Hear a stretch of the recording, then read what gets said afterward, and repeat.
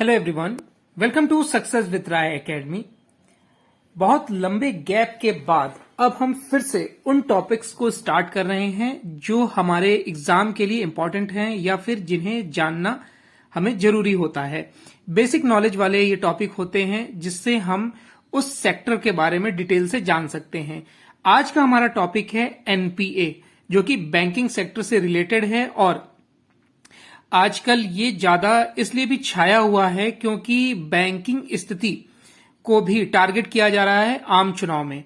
तो आज के इस वीडियो में हम एनपीए के बारे में डिटेल से जानेंगे। एनपीए क्या होता है, इसके बढ़ने और घटने से बैंकिंग की स्थिति पर क्या फर्क पड़ता है, हमें और आपको उसका किस तरीके से लाभ मिलता है।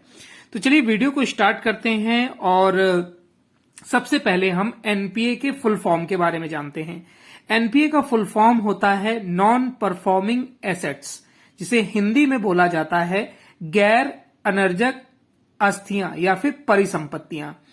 अगर हम इसकी परिभाषा की बात करें तो ऐसा ऋण ये होता है जो समय पर वापस नहीं किया जाता है। इसका अर्थ है कि अगर कोई व्यक्ति बैंक से लोन लेता है और उसे वो 90 दिनों के अंदर या उससे अधिक समय तक वापस नहीं करता है तो वो एनपीए हो जाता है, यानी नॉन परफॉर्मिंग एसेट्स हो जाता है।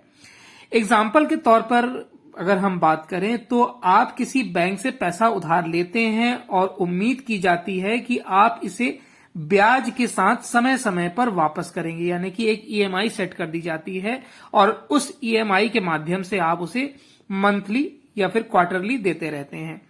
लेकिन यदि आप 90 दिनों से अधिक समय तक भुगतान नहीं करते हैं, यानी 90 दिन आप पैसा ही नहीं देते हैं, यानी कि ईएमआई नहीं देते हैं, तो आपका जो ऋण है वो नॉन परफॉर्मिंग एसेट्स मान लिया जाता है। एनपीए जो है वो बैंक जैसे वित्तीय संस्थानों के लिए एक मुख्य चिंता का विषय बना हुआ है या बना रहता है, क्योंकि वे ऋणदाता के लिए आय का नुकसान करा देते हैं। यानी कि जो ऋण देता है उसको ब्याज के साथ उसका लाभ मिलता है, लेकिन जब आप पैसे देंगे ही नहीं बैंक को वापस ब्याज के साथ तो वो तो उसका नुकसान हुआ ना। जब कोई ऋण वापस नहीं किया जा रहा होता है तो बैंक उस ऋण पर कोई भी ब्याज या रिटर्न अर्न कर ही नहीं पाता है। इससे बैंक की वित्तीय स्थिरता पर असर पड़ सकता है, क्योंकि इसे बैड लोन के प्रावधानों से अधिक धनराशि अलग करने की आवश्यकता हो सकती है। अर्थात इस पूरे मामले का अर्थ ये हुआ कि जब ब्याज के साथ पैसा बैंक को मिला ही नहीं तो वो तो बैड लोन हो गया और एनपीए में चला गया। तो जो इनकम होनी चाहिए थी, जिस इनकम से वो और लोगों को लोन देता, वो बैंक अर्न नहीं कर पाता है, कमा नहीं पाता है। तो इससे बैंक को नुकसान होता है, उनकी लाभप्रदता और पूंजी पर्याप्तता भी प्रभावित होती है, यानी उनका जो एक बैलेंस शीट भी इससे प्रभावित होती है।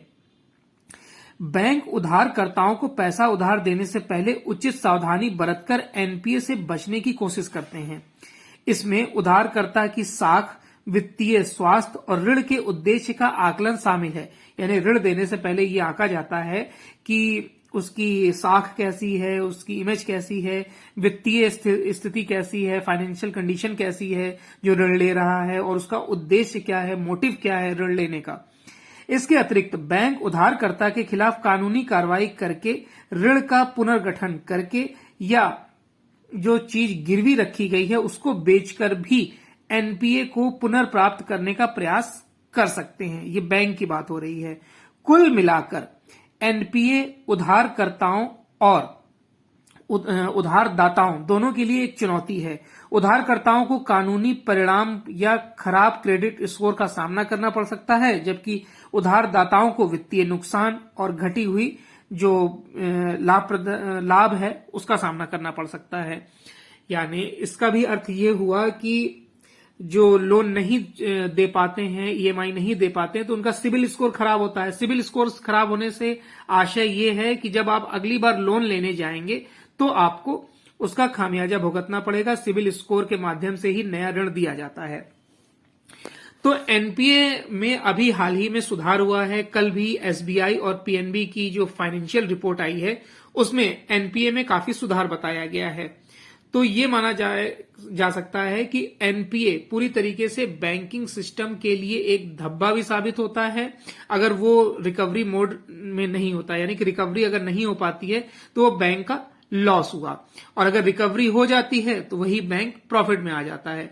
हालांकि एनपीए कभी भी क्लियर नहीं होता है, पूरा पैसा कभी भी वापस नहीं आता है। नीरव मोदी और ये माल्या और इसी तरीके के और भी जितने भगोड़े हैं उन्होंने भी लोन लिया और वो विदेश भाग गए, तो जो वो पैसा रिकवर बैंक नहीं कर पाई वो एनपीए हो गया, और वो पैसा नीलामी से भी अगर उन्होंने जो गिरवी रखा था उससे भी अगर नीलामी कर भी दी जाए तो जितना उन्होंने लोन लिया था उसकी रिकवरी नहीं हो सकती है क्योंकि ब्याज नहीं आया। तो इस वीडियो में आपने जाना कि एनपीए क्या है और उससे बैंकिंग स्थिति पर क्या फर्क पड़ता है।